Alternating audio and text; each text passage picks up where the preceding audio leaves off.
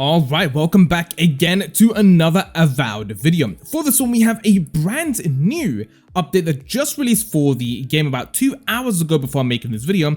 Patch 1.2.4 is now available to be downloaded and to fix up your game. There is a huge changes coming into this update and we're going to be going into it right now. Hope you guys do enjoy, and I'll try not to make this video too long, but we're going to be going over the most important parts. Let's go ahead and jump in. So it starts off by saying this right over here from the developers. A new patch is now live. The update brings important fixes and improvements, so be sure to update your game when it becomes available, which it is right now. We truly appreciate all the reports and feedback. It's invaluable in helping us to identify and address issues to improve the game. Your support and patience means a lot to us, and we want you to know that we are listening. Our team is committed making Avowed the best experience possible for everyone, and we will continue working hard to refine and enhance the game based on your input. We have a dedicated team focused on making Avowed better and better, and we have more to announce very soon. Stay tuned. If you run into any issues, please let us know at the support. Alright, so first off is crashes and major issues. Adjusted character settings though that unkillable characters will now respawn if they mysteriously die, preventing blocked quest progression. That's a huge one, definitely a game breaking bug happening right there, and now it's fixed. Quests and area design. Loot piles will no longer be placed in unexpected locations when created while the player is far away. Previously affected saved games will now have the loot pile back where the owning character died. Players who killed Costea and destroyed Solace Keep will no longer experience a dropped conversation when speaking with the leaders of the living lands during the Siege of Paradise. Players with affected saves can now simply walk in and out of the meeting space to re-trigger the conversation. That's great. Bounty Masters in Dawnshore, Shatter Scrap and Gallowayne. Tusks now correctly allow players to turn in bounties, even if they have acquired more trophy items than expected. FEMAS now allows players to turn in Depth of Blood, even if they had already spoken to him upon returning. The player will no longer become stuck with no objectives active during the untimely end. Fix an issue where the player could become stuck in the environment near Denigan's cottage.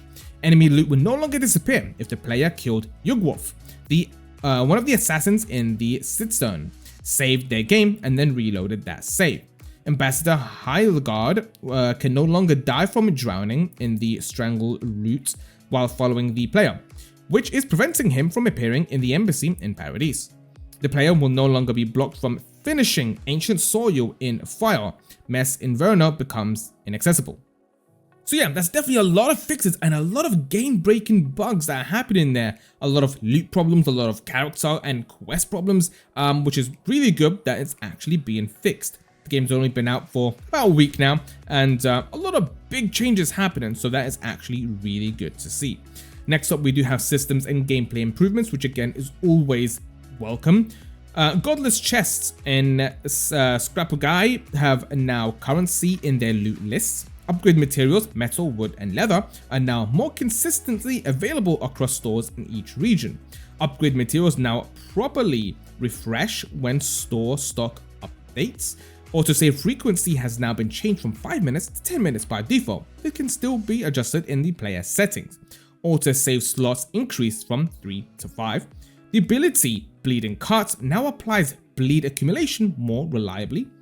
Logging into Xbox Network on Steam no longer resets the player's selected language setting. That's a weird one. Kai is now less likely to teleport inside a wall while using the Leap of Daring. Companions now assist in combat more reliably, which is actually one of my biggest concerns in the game, and my biggest problem was the NPCs were absolutely horrible in combat. They are useless, absolutely useless. Next up, we do have visual and art fixes. Militia Guard patrolling Calvgar's landing now has the correct neck textures. Adjusted health bar positions for the enemy in Putrid Skeleton Wizards. Fixed jittering of the player hair and armor when affected by poison accumulation. Reduced opacity of water fountain inside Undra's temple. Next up, we do have user interface UI and controls, expanded controller rebind options. Most controller inputs can now be rebound except for UI navigation, pause menu, and ledger navigation. Companion abilities bound to the quick slot menu will no longer become undone after reloading a save. Added new settings for controller users to adjust gamepad, look, acceleration, strength, and ramp up time. Corrected typos in the encumbrance tutorial and on the compiling shader screen now correctly states a few minutes instead of a few moments. Some miscellaneous changes here. We do have launching Avowed with DirectX 11 is now disabled as the game does not support it. Some players have been using DirectX 11 launch parameter as a workaround for various crashes, performance problems, and compatibility concerns. However, this can introduce additional problems that we cannot troubleshoot or resolve, including unexpected visual or performance issues, obviously because the game doesn't actually support DirectX 11. If you are encountering startup crashes, we recommend updating your drivers, verifying your game files, or reaching out to our support team.